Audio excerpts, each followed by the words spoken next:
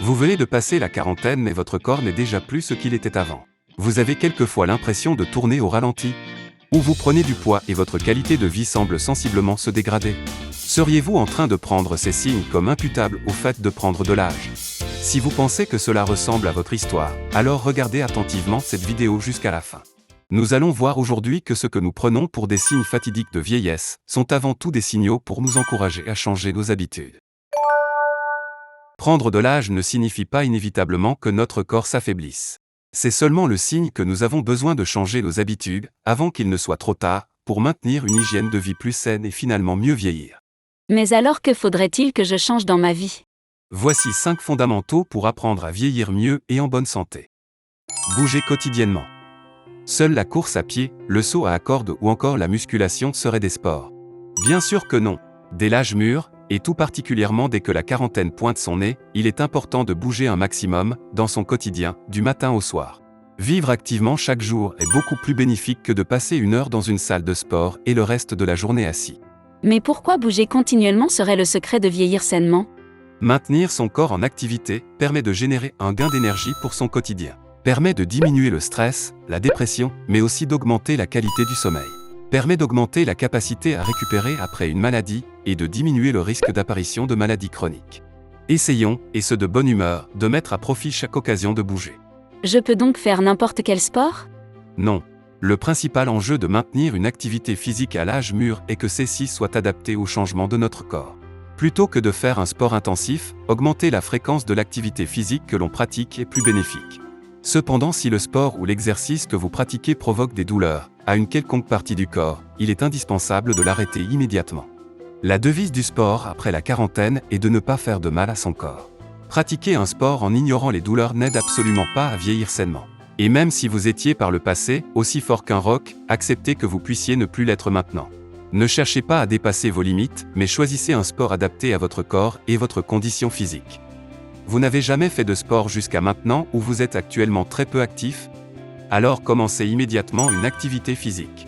Le sport, rien que d'y penser, vous donne mal à la tête? Vous n'avez aucun besoin d'entreprendre un sport qui demande beaucoup de force.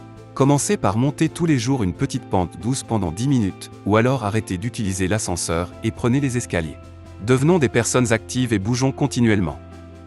Dès 40 ans, essayez ceci tous les jours. Si je passe la quarantaine, que devrais-je faire tous les jours? Décontractez vos fascias. Vous avez quelquefois le corps tout courbaturé ou qui vous élance. Les fascias pourraient en être la cause. Les fascias sont des tissus conjonctifs, à la fois visqueux et élastiques, qui recouvrent nos muscles mais aussi nos organes et nos os. En vieillissant, les fascias se déshydratent, perdent leur élasticité et ont tendance à devenir tendus. Ce n'est pas une bonne chose que mon corps se tende? Autant la peau a tout à gagner à se tendre, autant ce n'en est pas le cas pour les fascias. Cela crée non seulement des douleurs au niveau des muscles et des articulations, mais votre démarche et votre posture peuvent également en pâtir. Ne suffirait-il pas de m'étirer pour détendre les fascias? Malheureusement, les étirements ne détendent pas les fascias.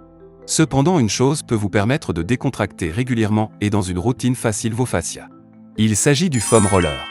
Il est possible de détendre nos fascias en exerçant simplement une pression sur ce rouleau d'automassage. Détendre ces fascias étant aussi important que de faire du sport, massez-vous les cuisses, les fesses, les mollets, les épaules, 2 à 3 fois par semaine, entre 5 et 10 minutes. Se masser avec le foam roller est trop douloureux? Même si cela peut être douloureux au début, vous en sentirez très rapidement les bienfaits. En surmontant les premiers inconforts tout en décontractant vos fascias, votre corps est moins tendu et vous ressentirez une sensation de légèreté. Vos muscles bougent beaucoup plus facilement, permettant alors de prévenir de différentes sortes de blessures. Dans les premiers temps, si utiliser le rouleau de massage au sol est trop douloureux, parce qu'en effet la pression est faite avec le poids au corps, alors utilisez-le contre un mur. La pression exercée étant moins importante, cela vous permettra d'apprendre à utiliser le rouleau en douceur. Quelle sorte de rouleau faudrait-il utiliser? Chaque forme ayant son propre avantage, utilisez tout simplement le rouleau que vous avez à la maison. Laissez-le à un endroit bien apparent sous vos yeux et massez-vous de temps en temps. Faites du sport intelligemment et récupérez au jour le jour. Vous faites tous les jours le même sport. Il serait judicieux de varier le sport que vous faites quotidiennement. En pratiquant une activité physique variée, vous réduisez le risque de vous blesser et de voir votre détermination s'envoler. Les blessures physiques apparaissent principalement quand vous infligez continuellement du stress à une seule même région de votre corps. C'est pourquoi, dans une idée de prévention, il est intéressant de combiner un maximum de sports différents. Ainsi, la musculation et le cardio étant deux sports relativement complémentaires, sont très souvent pratiqués en parallèle. Un exercice bon pour les autres est forcément aussi bon pour moi? Et non. Un sport qui peut être tout à fait bénéfique pour certaines personnes, peut s'avérer mauvais pour moi. Par exemple, si vous avez une bonne posture et aucun problème aux articulations, la course à pied peut être un sport tout à fait adéquat. Mais elle peut également engendrer des blessures pour quelqu'un d'autre. Mais comment savoir qu'un sport est adapté pour moi ou pas? Je suis le seul à savoir jusqu'à quel point je peux endurer un sport. Et cela dépend également chaque jour de ma condition physique. Par conséquent, je peux choisir de varier l'intensité de mon sport, ou de combiner avec un autre sport, au jour le jour, et ce en fonction de ma forme. Il est donc nécessaire que vous appreniez à discerner votre état physique. Mais même en connaissant clairement mon état, sans un minimum motivation ou de détermination, il me sera finalement très difficile de me lancer. Afin d'entretenir un corps en meilleure santé possible, il est également nécessaire d'apprendre à garder sur du long terme, de la volonté et de la détermination à faire du sport. Par ailleurs, la majorité des personnes prennent leur état pour des signes de vieillesse, alors que ce sont en réalité tout simplement des signes que le corps a besoin de récupérer jour après jour. Avant même que les douleurs n'apparaissent, accordez-vous du temps pour récupérer et par la même occasion, détendez vos fascias en vous massant. Entourez-vous de choses meilleures. Que serait-il plus important que votre santé physique? Votre santé intérieure bien sûr. Et vous, à quoi consacrez-vous les 24 heures de votre journée? Prenez du recul et observez objectivement ce que vous faites de votre journée. Quel genre de personnes fréquentez-vous? À quoi passez-vous vos temps libres? Ce que vous lisez ou ce que vous regardez? Et si parmi tout cela, quelque chose est source de contrariété ou de stress, alors arrêtez-la. Réduisez par exemple les fréquentations qui ne vous sont pas saines, ou éloignez-vous des personnes qui tendent à vous vider de votre énergie. En revanche, passez plus de temps avec des personnes positives, optimistes ou qui savent vous inspirer et vous stimuler. Entourez-vous de toutes les choses bénéfiques à votre santé intérieure.